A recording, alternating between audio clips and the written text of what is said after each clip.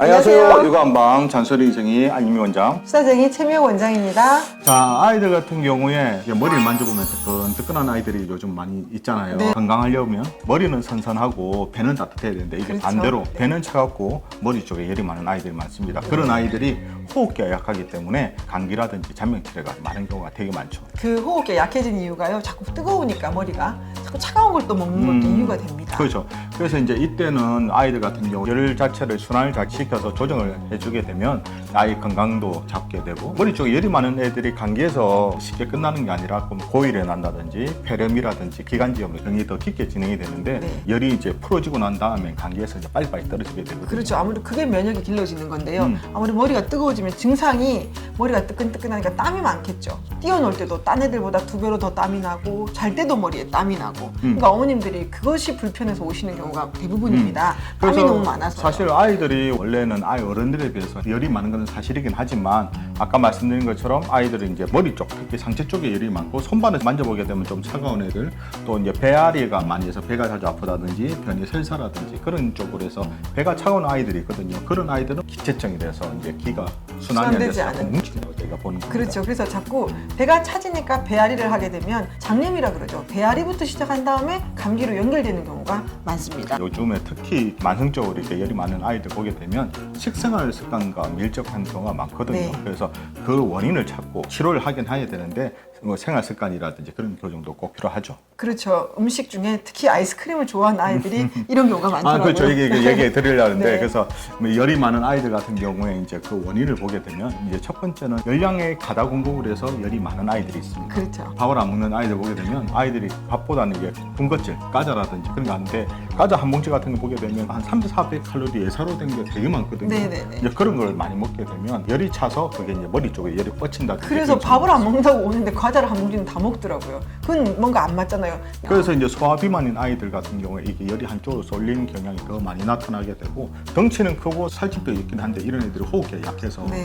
더 허약한 경우가 더 많습니다. 아, 그렇죠. 그리고 두 번째는 요즘 운동을 적게 해서 소모된 열량이 적은 아이. 그러니까 먹거리는 크게 문제가 없는데 요즘 진짜 안 움직인단 말이에요. 네. 아이들 같은 네네. 경우. 공부도 많이 해야 되고. 아니, 많이 앉아 있어야 돼. 요즘 뭐 코로나 때문에 많이 요즘 못 특히 움직이게 하다 보니까. 그래서 요즘에 코로나 때문에 안 움직이다 보니까 네네네. 요즘 열이 나더라도 고열 나서 많이 아픈 경우가 되게 많더라고요. 그렇죠. 열량을 조금 공급이 많다고 하더라도 운동이나 좀 많이 소모를 해내면 좀 그래도 나을 건데 움직이진 않고 먹기만 많이 먹고 내지는 열량의 공급만 많을 경우는 문제가 생깁니다. 그래서 이렇게 열이 많은 아이들 같은 경우에 이제 특징들이 몇 가지 나오는데 이제 그걸 체크해 보게 되면 첫 번째가 땀이 유난히 많이 흘리는 경우가 많습니다. 그렇죠. 아까 머리 얘기 네, 특히 들었는데. 이제 머리 쪽에 이렇게 열이 많이 나게 되고 잘 때 땀 흘리는 네. 도안.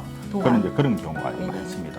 두 번째는 조금 산만한 아이들 보게 되면 머리 쪽에 열이 많은 애들이 네네네. 많아요. 그러니까 가만히 있지 못하는 거죠. 답답하니까 그런 거예요. 그렇죠. 그래서 어머니들이 저희가 이제 진료할 때 보게 되면 애가 가만히 있어도 막 계속 사각사각 되거든요. 그래서 어머니들도 막 좀 불안해 하시는데 아이가 열이 많아서 답답하니까 계속 움직이는 거라고 네. 본능적인 거라서 제가 혼내지 말라고 말씀드리거든요. 왜냐하면 자기가 본능적으로 움직이는데 자꾸 짜증이 나게 되면 엄마하고 부딪히게 되고 그런 게 또 네. 문제가 생기게 돼요. 그렇죠. 그리고 이제 세 번째는 이런 아이들이 특히 차가운 걸 좋아하겠죠. 그래서 열이 위로 뜨니까 그렇죠. 당연히. 부산스럽게 다니는데 당연히 덥고 깝깝하고 하니까 자꾸 시원한 거 찬 거 먹다 보니까 차가운 물, 아이스크림, 그리고 찬 과일 이 세 가지가 주종목으로 자꾸 먹게 되니까요. 호흡기가 약해질 수밖에 없죠. 당연히 그렇습니다. 애들이 이제 항상 상체 쪽은 더운데 배는 차갑단 말이에요. 네, 이런 애들이 이제 소화기 쪽에도 부담이 되기 때문에 먹는 것도 이제 잘 안 먹으려고 그러게 네. 되고, 또 이제 한 번씩 이제 배 아프다, 장염이라든지 그런 식으로 이렇게 되면서 아이가 이제 문제가 생깁니다. 예. 그래서 이런 아이들 같은 경우 첫 번째는 무조건 균형 잡힌 이제 식생활 습관이 정말 중요합니다.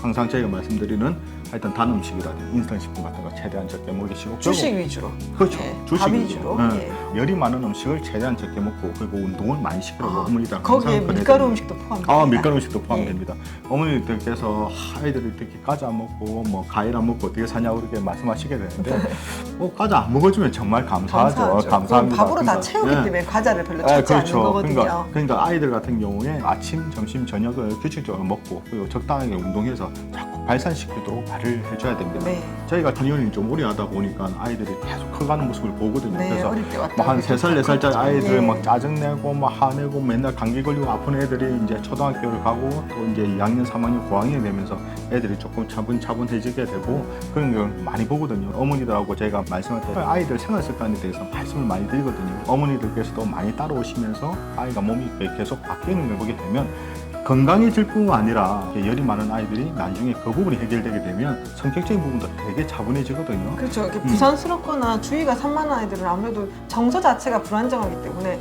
잘 반듯하게 크기가 쉽지가 않습니다. 그래서 먹거리가 바로 정서하고도 관련이 되기 때문에 단 음식, 밀가루 음식, 너무 찬 음식은 되도록이면 주지 않도록 어머님들이 지도하셔야 합니다. 그래서 이게 나중에 건강뿐만 아니라 성격적인 형성에서도 이런 것들이 다 해당이 된다고 저희가 볼 수 있습니다. 그래서 네. 이제 그런 부분을 조금 더 어머니께서 더 유의하시고 조금 까불고 막 짜증낸다고 너무 혼내지 마시고요. 몸을 그런 환경으로 그냥 만들어주면 좋게 만들어주면 일단 분명히 개선이 되니까 조금씩 기다리면서 그런 식으로 한번 노력해 보셨으면 좋겠습니다.